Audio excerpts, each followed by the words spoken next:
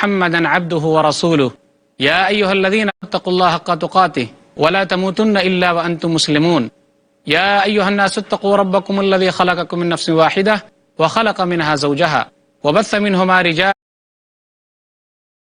كثيرا ونساء واتقوا الله الذي تساءلون به والأرحام إن الله كان عليكم رقيبا يا أيها الذين آمنوا اتقوا الله وقولوا قولا سديدا يصلح لكم أعمالكم ويغفر لكم ذنوبكم ومن يطع الله ورسوله فقد فاز فوزا عظيما أما بعد فإن خير الحديث كتاب الله وخير الهدي هدي محمد صلى الله عليه وسلم وشر الأمور محدثاتها وكل محدثة بدعة وكل بدعة ضلالة وكل ضلالة في النار۔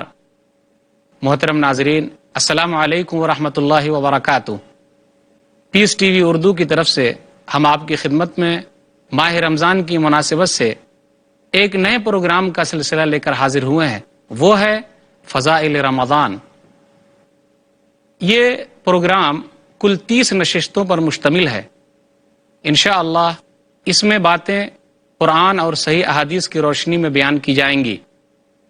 اللہ تعالیٰ سے دعا ہے کہ اللہ تعالیٰ ہم لوگوں کو زیادہ سے زیادہ رمضان سے فائدہ اٹھانے کی توفیق دے اور اس پروگرام کو دنیا اور آخرت میں ہم تمام لوگوں کے لیے فائدہ مند بنائے، آمین۔ محترم ناظرین، تو آج پہلی نشست ہے، موضوع ہے رمضان کا استقبال کیسے کریں۔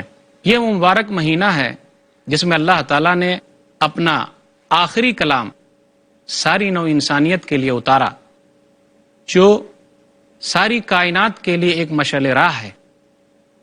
یہی وہ مبارک مہینہ ہے کہ اگر اسے مہینوں کا سردار کہا جائے تو غلط نہ ہوگا۔ یہی وہ مہینہ ہے کہ نیکی کے اعتبار سے موسم بہار ہے۔ تو یاد رکھیں، جو مہینہ جتنا اہم ہے اور جو مہمان جتنا اہم ہے، تو ہم اور آپ اس کے لیے اتنی ہی اچھی طریقے سے تیاری کرتے ہیں۔ تو رمضان کا مہینہ نیکیوں کے لیے تو موسم بہار ہے، تو ہم اور آپ کو تو اس کا استقبال اچھے طریقے سے کرنا چاہیے۔ رمضان کا مہینہ ہم پر سایہ فگن ہونے والا ہے، جلد ہی آنے والا ہے۔ اس مہینے کی مناسبت سے نبی صلی اللہ علیہ وسلم کی ایک حدیث ہے، انس رضی اللہ تعالیٰ عنہ اس حدیث کے راوی ہیں، سنن ابن ماجہ کتاب الصیام کتاب نمبر 7 باب نمبر 2 باب ما جاء فی فضل شہر رمضان، حدیث نمبر 1644۔ انس بن مالک رضی اللہ تعالیٰ عنہ کہتے ہیں، دخل رمضان، کہ رمضان کا مہینہ جب داخل ہوا تو رسول اللہ صلی اللہ علیہ وسلم نے ارشاد فرمایا، ان ھذا الشہر قد حضرکم، بے شک یہ مہینہ تم پر آ گیا ہے، وفیہ لیلۃ خیر من الف شہر، اور اس میں ایک رات ایسی ہے جو 1000 مہینے کی عبادت سے بہتر ہے۔ من حرمہا فقد حرم الخیر کلہ، جو شخص اس مہینے کی سعادت سے یا اس رات کی سعادت سے محروم رہا وہ بدنصیب آدمی ہے۔ ولا یحرم خیرہا الا محروم، اور اس رات کی سعادت سے بدنصیب آدمی ہی محروم رہ سکتا ہے۔ یہ مہینہ ہم پر سایہ فگن ہونے والا ہے۔ اس مہینے کے استقبال کے سلسلے میں جب ہم لوگوں کا جائزہ لیتے ہیں تو ہمیں پتہ چلتا ہے کہ 2 طرح کے لوگ پائے جاتے ہیں۔ پہلی قسم ان لوگوں کی ہے جو ماہ رمضان کا استقبال خوشی کے ساتھ کرتے ہیں، مسرت کے ساتھ کرتے ہیں، انہیں ویلکم کہتے ہیں، کیونکہ ان لوگوں نے اپنے آپ کو روزہ رکھنے کے لیے تیار کر لیا ہے۔ وہ رمضان کی تمام تکلیفیں برداشت کرنے کے لیے تیار ہیں۔ وہ یہ اچھے طریقے سے جانتے ہیں کہ اگر ہم یہاں کی تکلیف برداشت کریں گے تو اللہ تعالیٰ اس کے بدلے میں جنت میں ہمارے لیے بہت سارے انعامات رکھے ہیں۔ یہ لوگ اچھی طریقے سے تیاری کرتے ہیں اور پہلے ہی سے روزہ رکھنے کے لیے تیار ہو جاتے ہیں۔ وہ ہر طرح کی تیاری سے اپنے آپ کو مزین کر لیتے ہیں اور ماہ رمضان کا استقبال کرتے ہیں۔ گویا کہ آنے والا مہمان ان کے نزدیک کافی اہم ہے، اور جو مہمان جتنا اہم ہوتا ہے لوگ اس کا استقبال اسی طریقے سے کرتے ہیں۔ ماہ رمضان کے استقبال کے تعلق سے لوگوں کی ایک دوسری قسم ہے جو رمضان کا مہینہ آتے ہی پریشان ہو جاتے ہیں۔ وہ دن اور رات کو گنتے رہتے ہیں کہ کب یہ مہینہ ختم ہوگا تاکہ ہمیں دن میں آسانی کے ساتھ کھانے پینے کی مہلت ملے گی۔ وہ شمار کرتے رہتے ہیں کہ یہ مہینہ کب ختم ہوگا۔ وہ اس مہینے کو اپنے لیے بوجھ سمجھتے ہیں، کیونکہ یہ مہینہ آ گیا تب انہیں آزادی نہیں ہے کہ دن میں ادھر سے ادھر کچھ کر سکیں۔ یہ لوگ کھلے طور پر بہت ساری چیز کرنا چاہتے ہیں، لیکن رمضان کے مہینہ آتے ہی ان کے تمام آرزوؤں پر پانی پھر جاتا ہے۔ یہ لوگ چھپ چھپا کر کھانا چاہتے ہیں، آرام سے کھاتے پیتے رہتے ہیں۔ بہت سارے لوگوں کو آپ نے دیکھا ہوگا کہ یہ لوگ دن میں کس طریقے سے چھپ چھپا کر کھا رہے ہیں۔ بہت سارے مسلم ہوٹلوں کو آپ دیکھیے کہ دن میں ان میں پردے لگا دیے گئے ہیں۔ اللہ سے پردہ نہیں، لیکن انسانوں سے پردہ ہے۔ یہ لوگ اپنے آپ کو کیا سمجھتے ہیں؟ کافی افسوس کی بات ہے، یہ لوگ کتنے گئے گزرے ہیں، اور جب رمضان کا مہینہ ختم ہو جاتا ہے تو یہ لوگ خوش ہوتے ہیں کہ اب رمضان کا مہینہ ختم ہوا، دن میں ہم آزادی کے ساتھ جو چیز چاہیں گے وہ کھائیں گے، جو چیز کرنا چاہیں گے وہ ہم کر لیں گے۔ افسوس کی بات تو یہ ہے کہ رمضان کے مہینے کو ان لوگوں نے گنوا دیا۔ رمضان کا مہینہ جس طریقے سے اس کا دن مبارک ہے، دن اہم ہے، اسی طریقے سے رمضان کی رات بھی کافی اہم ہے۔ یہ عبادتوں کا مہینہ تھا، لیکن ان لوگوں نے اس سے فائدہ نہیں اٹھایا۔ کسی شاعر نے کہا کہ رمضان کا مہینہ آیا اور گزر گیا، اس آرزو کے باغ میں آیا نہ کوئی پھول، اس آرزو کے باغ میں آیا نہ کوئی پھول، اب کے بھی دن بہار کے یوں ہی گزر گئے۔ رمضان کا مہینہ نیکیوں کا مہینہ گزر گیا، اور کئی رمضان گزر جاتے ہیں، ان لوگوں کو افسوس بھی نہیں ہوتا۔ قرآن مجید کی آیت پڑھنا زیادہ مناسب ہوگا۔ اللہ نے کہا سورہ ہجر سورہ نمبر 15 آیت نمبر 2 اور 3، کیا کہا اللہ تعالیٰ نے؟ ربما یود الذین کفروا لو کانوا مسلمین ذرہم یاکلوا ویتمتعوا ویلہہم الامل فسوف یعلمون۔ ان قریب کافر لوگ قیامت کے دن افسوس کریں گے، کاش کہ وہ لوگ مسلمان ہوتے۔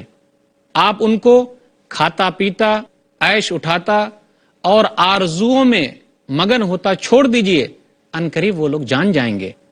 تو کیا یہ وعید ایسے لوگوں کے لیے نہیں ہے جو رمضان کا مذاق اڑاتے ہیں؟ ان لوگوں کو ڈرنا چاہیے، اللہ سے خوف کھانا چاہیے۔ تو ہم اور آپ کو کن لوگوں کے ساتھ ہونا ہے؟ ہمارے لیے ضروری ہے کہ ہم ان لوگوں کے ساتھ ہوں جو پہلی قسم کے لوگ ہیں، جو رمضان کے مہینہ آتے ہی خوش ہو جاتے ہیں۔ وہ یہ سمجھتے ہیں یہ مبارک مہینہ جو اللہ تعالیٰ نے ہم کو عطا کیا ہے، پھر دوبارہ ملے کہ نہ ملے، دوبارہ نصیب ہو کہ نہ ہو، نیکیوں کا زمانہ پھر ملے کہ نہ ملے، وہ لوگ اس مہینے کو غنیمت جانتے ہیں اور اس سے فائدہ اٹھاتے ہیں۔ جی ہاں، یقیناً آپ کا جواب یہی ہو سکتا ہے، اور آپ کی خواہش یہی ہوگی کہ ہم پہلے قسم کے لوگوں میں شامل ہو جائیں۔ تو آئیے رمضان کا استقبال پہلے قسم کے لوگوں کی طرح کریں، ان لوگوں کی طرح نہ کریں جو لوگ رمضان کو بوجھل سمجھتے ہیں، اپنے لیے مشقتوں کا مہینہ سمجھتے ہیں۔ بالکل نہیں، ہمیں اور آپ کو شامل ہونا ہے ان لوگوں کے ساتھ جو رمضان کے مہینے کو اپنے لیے بہترین سمجھتے ہیں، نیکیاں جمع کرنے کا مہینہ سمجھتے ہیں۔ تو آئیے عہد کیجئے کہ ہم رمضان کا استقبال کریں گے۔ کیسے رمضان کا استقبال کریں گے؟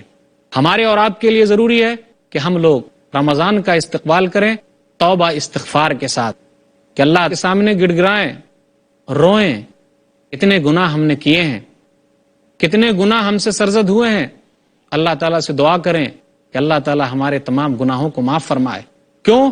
اس لیے کہ رمضان کا مہینہ جو ملا ہے تاکہ ہم اچھے طریقے سے نیکیاں جمع کر سکیں۔ اللہ نے توبہ کے تعلق سے کہا، توبہ کی بڑی فضیلت ہے، جو لوگ توبہ استغفار کرتے ہیں وہ لوگ کامیاب آدمی ہیں۔ سورہ نور سورہ نمبر 24 آیت نمبر 31 اللہ نے کہا وَتُوبُوا إِلَى اللَّهِ جَمِيعًا أَيُّهَا الْمُؤْمِنُونَ لَعَلَّكُمْ تُفْلِحُونَ۔ تم تمام کے تمام توبہ استغفار کرو اے مومنو، شاید کہ تم کامیاب ہو جاؤ۔ تو آئیے عہد کیجئے، رمضان کا مہینہ آنے والا ہے، سایہ فگن ہونے والا ہے، اپنے گناہوں سے توبہ استغفار کر لیں، اور یاد رکھیے توبہ بھی سچی توبہ ہونی چاہیے۔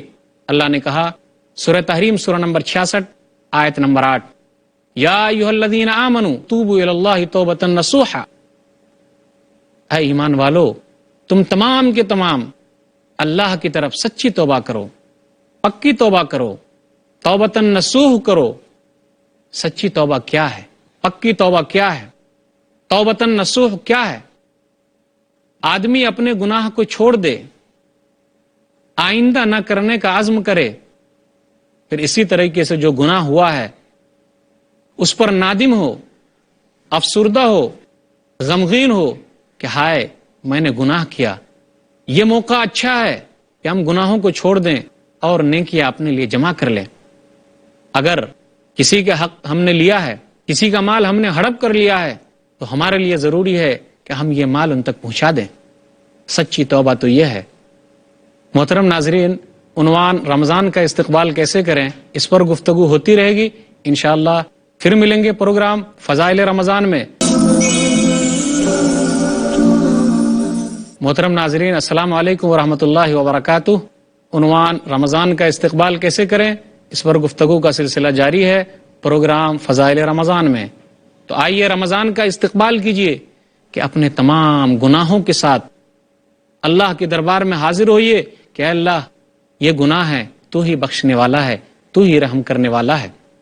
ہم سب کے لیے ضروری ہے کہ ہم اللہ کے دربار میں تمام گناہوں کی توبہ کے ساتھ آئیں اور رمضان کا استقبال کریں۔ ہمارے لیے ضروری ہے کہ ہم رمضان کا استقبال کریں اس طریقے سے کہ ہم زیادہ سے زیادہ وقت قرآن کی تلاوت میں لگائیں گے، ذکر و اذکار میں لگائیں گے، خالی وقت کو جانے نہیں دیں گے، اپنے وقت کو برباد نہیں کریں گے، بلکہ اس وقت کو اللہ کے لیے لگائیں گے، قرآن میں لگائیں گے، ذکر و اذکار میں لگائیں گے۔ یاد رکھیے جو وقت ہم کو ملا ہوا ہے اگر ہم اس سے فائدہ نہیں اٹھاتے تو ہم سے بڑا بد نصیب کوئی نہیں ہو سکتا ہے۔ یاد رکھیے گیا وقت پھر کبھی ہاتھ نہیں آتا۔ یاد رکھیے الوقت کالسیف ان لم تقطعہ یقطعک، وقت جو ہے وہ تلوار کی طرح ہے، اگر تم اس کا استعمال نہیں کرو گے تو وہ تمہیں کاٹ دے گی، ہمارا نقصان ہوگا۔ یاد رکھیے وقت کی بڑی اہمیت ہے۔ عقل مند آدمی وہ ہے جو نیکی کا زمانہ پایا ہے اور اس وقت کو پایا ہے، اس کو استعمال کر رہا ہے۔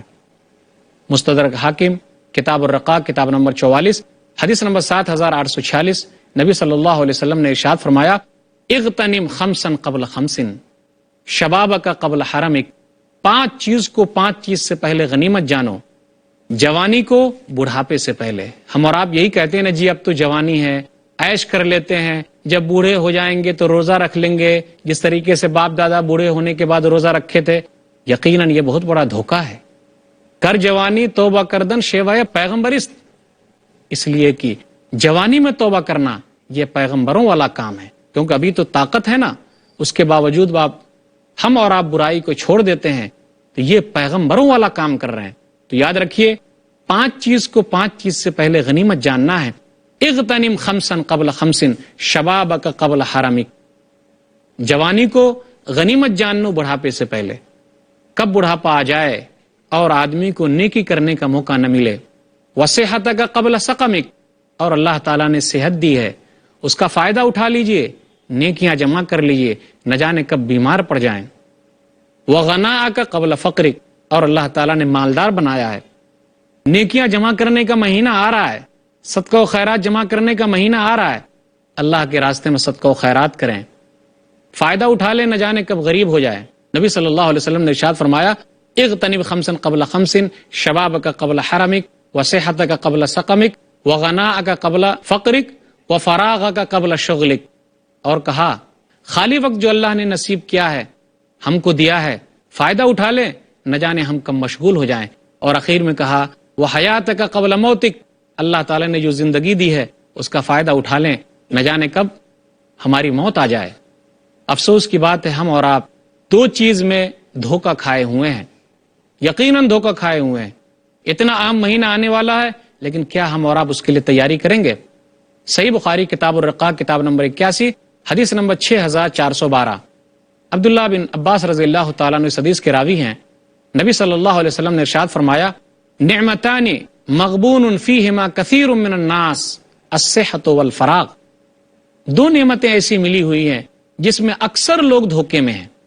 ایک تو صحت اللہ نے دی ہے، ہم اپنی صحت کو برباد کر رہے ہیں، اور ایک چیز وہ ہے اللہ تعالیٰ نے ہم کو خالی وقت دیا ہے، ہم اس کا استعمال نہیں کر رہے ہیں، اس کو یوں ہی برباد کر رہے ہیں، اور ہمارا وقت تو اور زیادہ برباد ہوتا ہے۔